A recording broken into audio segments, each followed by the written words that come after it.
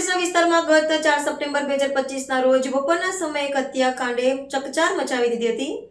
Pandesara Halvad Bapunagar society પાસે road પર જાહેરમાં જુમલો કરી 34 વર્ષીય સંદીપસિંહ રાજપૂતની હત્યા કરવામાં આવી હતી.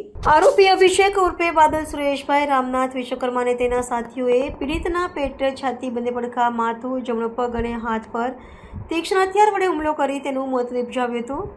હત્યા બાદ આરોપી સ્થાનિક પોલીસની નજર ચૂકવીને ફરાર થઈ ગયો હતો.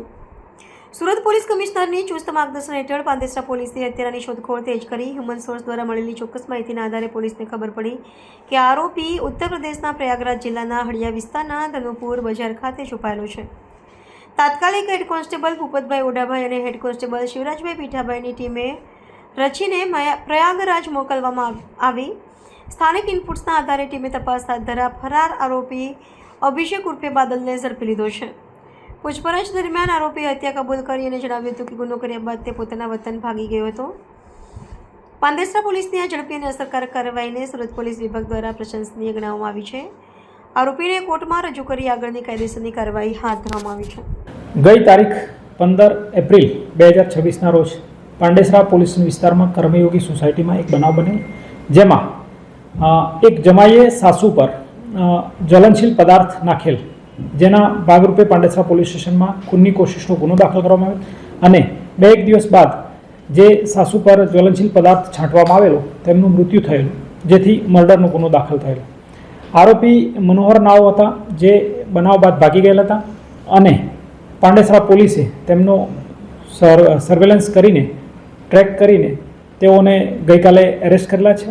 અને બનાવની મૂળ હકીકત એવી છે કે જે આરોપી છે તેમના સાળીની દીકરીની સગાઈ, જે ફરિયાદી છે આશાબેન, એમની દીકરીની સગાઈ આરોપી બીજી જગ્યાએ કરવા માગતા હતા અને સાળી તથા એમના સાસુએ બીજી જગ્યાએ સગાઈ કરી દીધેલી હતી અને ટૂંક સમયમાં લગ્ન પણ લેવાના હતા.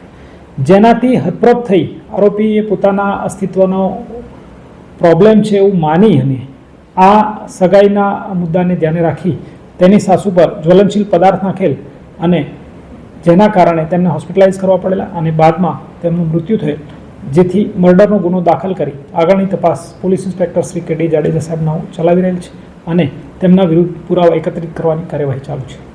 જે સાહેબ આરોપી શું કરતો હતો અને જ્વલનશીલ પદાર્થ છે ક્યાંથી લાવ્યો?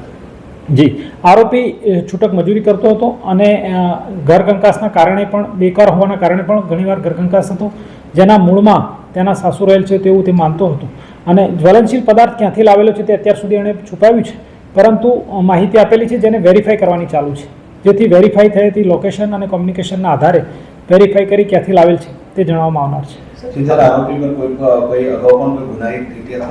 ના, આરોપીનું આ પ્રથમ જ બનાવ છે અને પહેલી વાર જ ગુનો દાખલ થયો. અગાઉ કોઈ ધમકી આપ્યા હતા કોઈ સાસીને? ના, તેઓના કૌટુંબિક પારિવારિક ઝઘડાઓ વિશે ક્યારેય કોઈ પોલીસ ફરિયાદ, અરજી કે રજૂઆત કે કોલ મળેલ નથી. આ ઓલ ઓફ સડન પ્રોવોકેશનથી જ બનેલ બનાવ છે.